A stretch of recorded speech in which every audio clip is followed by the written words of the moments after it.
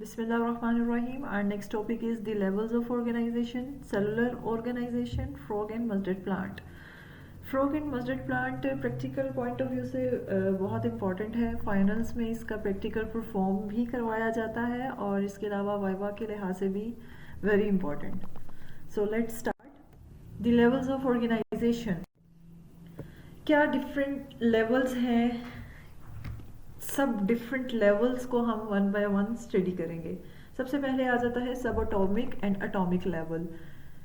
जितना भी मैटर है वो सब एलिमेंट से मिलके बनते हैं. Each element contains a single kind of atoms. Her element का अपना एक एटम होता है, ठीक है. और जो ये एटम्स हैं वो बहुत सारे सब एटॉमिक पार्टिकल से मिलकर बनते हैं. इनमें सबसे ज़्यादा स्टेबल सब एटॉमिक पार्टिकल्स जो हैं वो हैं इलेक्ट्रॉन्स, प्रोटॉन्स एंड न्यूट्रॉन्स. वैसे तो 92 एलिमेंट्स पाए जाते हैं टोटल नेचुरली अकरिंग 92 एलिमेंट्स हैं. इनमें से 16 जो हैं वो बायो एलिमेंट्स हैं जो कि बॉडी मैस बनाते हैं एक ऑर्गेनिज्म का, लिविंग ऑर्गेनिज्म का, ठीक है. टोटल आउट ऑफ 16 एलिमेंट्स में से जो टोटल 6 एलिमेंट्स हैं वो टोटल बॉडी मैस जो है 99% बनाते हैं. इसके अलावा जो रिमेनिंग है वो 1% टोटल मैस बनाते हैं. जो उनसे बायो एलिमेंट्स हैं जो कि 699% बनाते हैं टोटल मैस बॉडी का, उनमें है oxygen, carbon, hydrogen, nitrogen, calcium and phosphorus. इनकी कंपोजिशन क्या है, कितनी कितनी इनकी क्वांटिटी है, तो ये 99% बनाते हैं. ऑक्सीजन जो है 65%, carbon 18%, hydrogen 10%, nitrogen 3%, calcium 2% and phosphorus 1%. और जो बाकी के रिमेनिंग हैं वो 1% कलेक्टिवली मिलकर बनाते हैं, जिनमें है potassium, sulphur, chlorine, sodium, magnesium, ferric, copper, magnesium, zinc and iodine. ये सब मिलकर कलेक्टिवली 1%, रिमेनिंग 1% बनाते हैं बॉडी मैस का. नेक्स्ट आ जाता है हमारे पास molecular level. What is molecular level? जो हमारे बायो एलिमेंट्स हैं ना, ये आइसोलेटेड फॉर्म में नहीं होते हैं, ये कंबाइन होते हैं through ionic and covalent bonding के थ्रू. उन कोवलेंट बॉन्डिंग को, आयोनिक बॉन्डिंग को हम मॉलिक्यूल्स या बायोमॉलिक्यूल कहते हैं. ये सब बॉन्डिंग जो है आयोनिक एंड कोवलेंट बॉन्ड, ये आप केमिस्ट्री में पढ़ेंगे. अब बायोमॉलिक्यूल क्या है? जब हमारे जो बायो एलिमेंट्स हैं ये जब कंबाइन करते हैं कोवलेंट बॉन्ड के थ्रू या आयोनिक बॉन्ड के थ्रू, तो ये मॉलिक्यूल्स बनाते हैं जिनको हम बायोमॉलिक्यूल्स भी कहते हैं. अब बायोमॉलिक्यूल्स की भी आगे फर्दर 2 कैटेगरीज हैं, माइक्रोमॉलिक्यूल्स एंड मैक्रोमॉलिक्यूल्स. नेम से ही पता चल रहा है, micro mean small and macro mean large. अब हम देखते हैं माइक्रोमॉलिक्यूल्स. वो मॉलिक्यूल्स जिनका मॉलिक्यूलर वेट कम होता है उन्हें हम माइक्रोमॉलिक्यूल्स कहते हैं. इसमें आ जाता है ग्लूकोज एंड वाटर. मैक्रोमॉलिक्यूल्स जिनका मॉलिक्यूलर वेट ज़्यादा होता है, इसमें आ जाते हैं starch, proteins and lipids. Next हमारे पास है ऑर्गेनेल एंड सेल लेवल.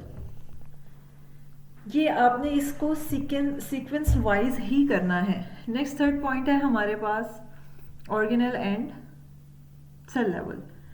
अब जो बायोमॉलिक्यूल्स हैं वो एक पर्टिकुलर वे में बने होते हैं, कलेक्टिवली इकट्ठे हुए हुए होते हैं, जिनको हम ऑर्गेनेल्स कहते हैं.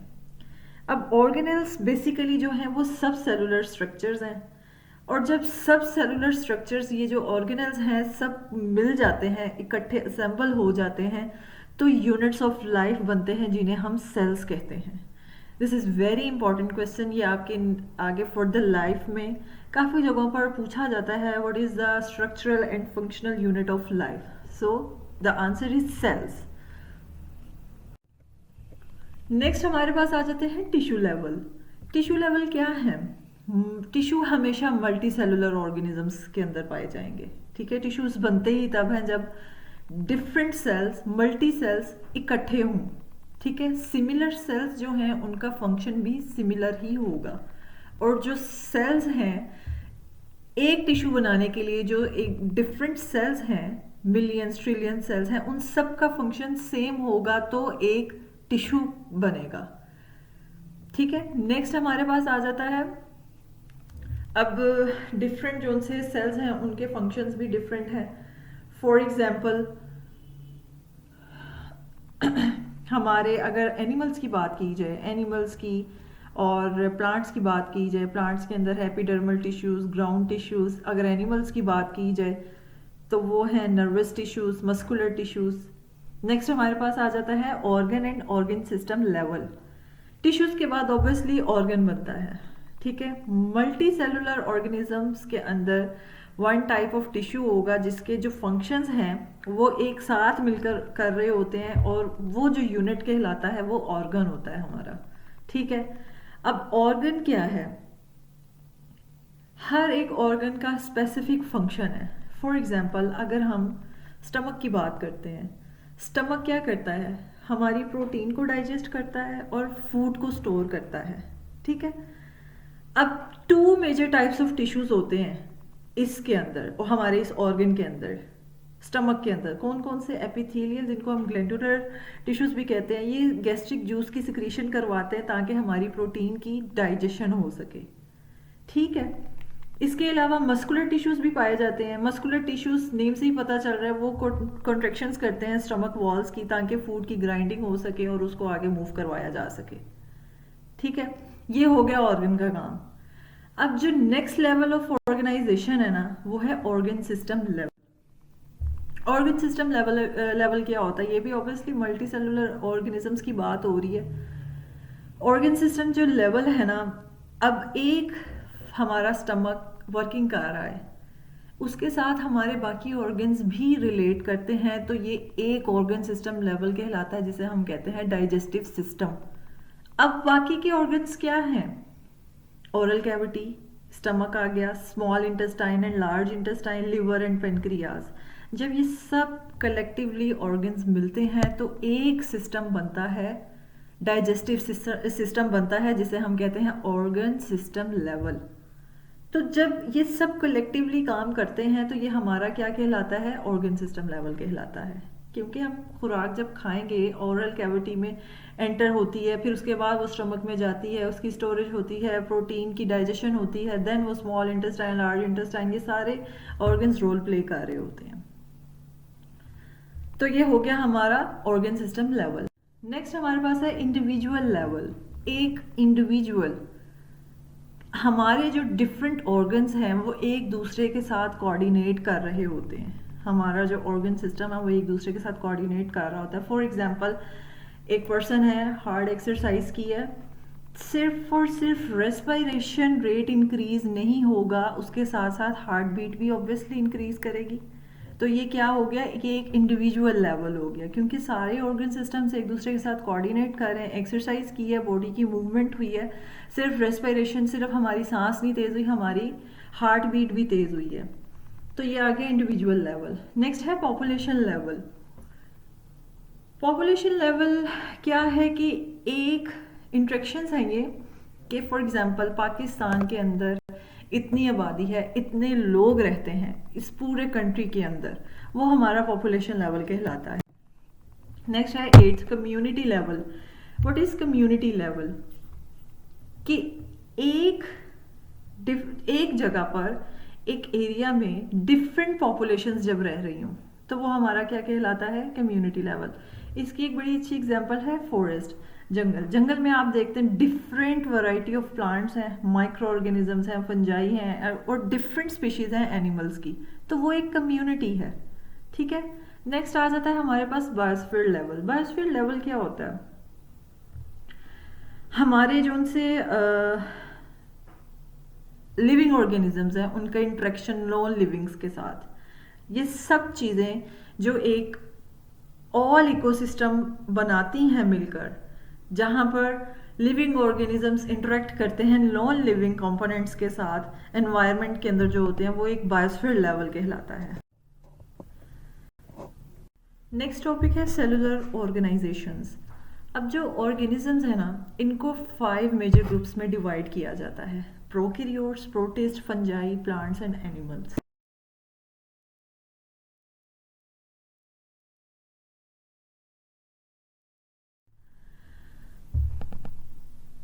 अब जो ऑर्गेनिजम्स के जो सेल्स होते हैं ना, वो बेसिकली होते ही टू टाइप्स के हैं, prokaryotic cells and eukaryotic cells. Prokaryotic cells कौन से होते हैं? ये हमेशा यूनिसेलुलर होते हैं। फॉर एग्जांपल बैक्टीरिया, वो यूनिसेलुलर होते हैं। यूकैरियोटिक सेल्स कौन से होते हैं? वो यूनिसेलुलर भी हो सकते हैं, मल्टी सेलुलर भी हो सकते हैं। इनमें आ जाते हैं plants, animals, fungi, protist, humans obviously. अब इनका डिफरेंस देखते हैं।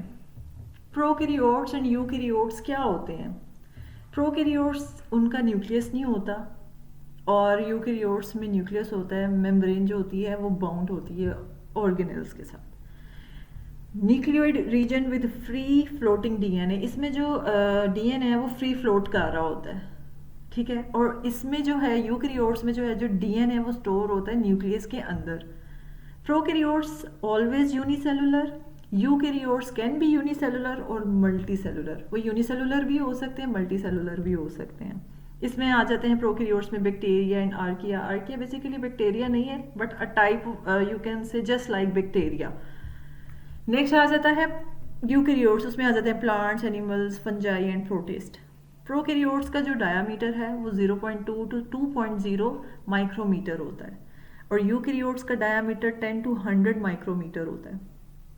इसमें जो सी सेल डिवीजन है बाइनरी फिशन के थ्रू होती है प्रोकैरियोट्स में, एंड यूकैरियोट्स में माइटोसिस एंड मियोसिस होती है।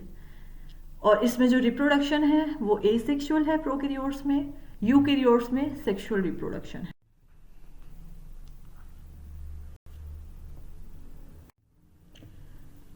नेक्स्ट आ जाते हैं हमारे पास cell organisation. Basically three bodies होती हैं जो सेल ऑर्गेनाइज हुआ हुआ होता है। एक यूनिसेलुलर यानी कि एक सिंगल सेलुलर, और कॉलोनियल्स यानी कि कॉलोनी बनाकर भी रहते हैं, एंड मल्टी सेलुलर जिसमें प्लांट्स, एनिमल्स एंड ह्यूमंस आ जाते हैं। यूनिसेलुलर, जो यूनिसेलुलर ऑर्गेनिजम्स होते हैं वो उनकी सिर्फ एक ही सेल पर पूरी लाइफ डिपेंड कर रही होती है, ठीक है। सिर्फ एक ही सेल होता है। उसकी एग्जांपल है पैरामीशियम, अमीबा एंड यूग्लिना। ये यूनिसेलुलर होते हैं और उसी पे डिपेंड कर रहे होते हैं एक सेल। नेक्स्ट है कॉलोनियल्स। नेम से ही पता चल रहा है कि कॉलोनीज बनाकर रहते हैं। काफ़ी मल्टीपल जो सेल्स हैं, मल्टीपल यूनिसेलुलर, काफ़ी यूनिसेलुलर जब इकट्ठे रहते हैं तो वो कॉलोनियाँ बनाकर रहते हैं, ठीक है। वो होते सिंगल सेलुलर ही हैं, लेकिन वो जब काफ़ी ज़्यादा मिल जाते हैं, लेकिन एक सेल दूसरे सेल पर फिर भी डिपेंड नहीं कर रहा होता। वो एक यूनिसेलुलर जो है वो खुद पर ही डिपेंड कर रहा होता है, अपने एक ही सिंगल सेल पर डिपेंड कर रहा होता है। और डिफरेंट, फॉर एग्जांपल इसकी है एक एग्जांपल वॉल्वक्स। ये एक ग्रीन अलगा है जो कि पानी के अंदर पाया जाता है। 100 ऑफ वॉल्वक्स सेल्स जो है ना एक कॉलोनी मिलकर बनाते हैं। मतलब 100 वॉल्वक्स सेल्स हैं, लेकिन वो कॉलोनी क्या होगी? एक होगी। नेक्स्ट हमारे पास आ जाते हैं मल्टी सेलुलर। ऑब्वियसली उसमें आ जाते हैं प्लांट्स एंड एनिमल्स। अब इसकी बेहतरीन एग्जांपल है फ्रॉग एंड मस्टर्ड, जो कि आपका प्रैक्टिकल भी वेरी इंपॉर्टेंट इसमें पूछा जाता है, आपसे प्रैक्टिकल परफॉर्म भी करवाया जाता है। What is mustard plant? Mustard plant का साइंटिफिक नेम जो है वो है ब्रासिका कंपेस्ट्रिस। ये आपसे वाइवा में पूछा जाता है। This is very important question, जो कि विंटर में है। इसका जो सीड है उससे ऑयल एक्सट्रैक्ट किया जाता है, और जो इसकी प्लांट की बॉडी है उसको एज अ वेजिटेबल यूज़ किया जाता है। लेकिन उसके जो सीड्स हैं हम लोग ऑयल लेते हैं, मस्टर्ड ऑयल जिसे हम कहते हैं। और बेसिकली इसको 2 ग्रुप्स में डिवाइड किया गया है, ठीक है, on the basis of their functions. जो इसका root, stem, branches and leaves है ना, वो इसके वेजिटेटिव ऑर्गन्स हैं।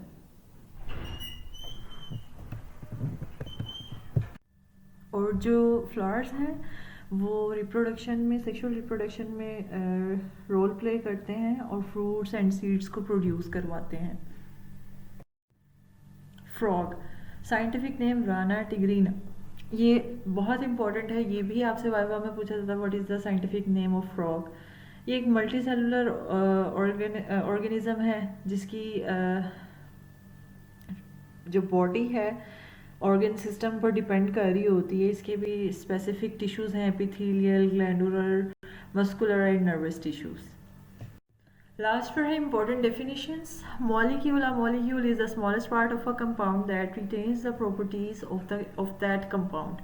Species. A species is defined as a group of organisms capable of interbreeding and producing fertile offspring.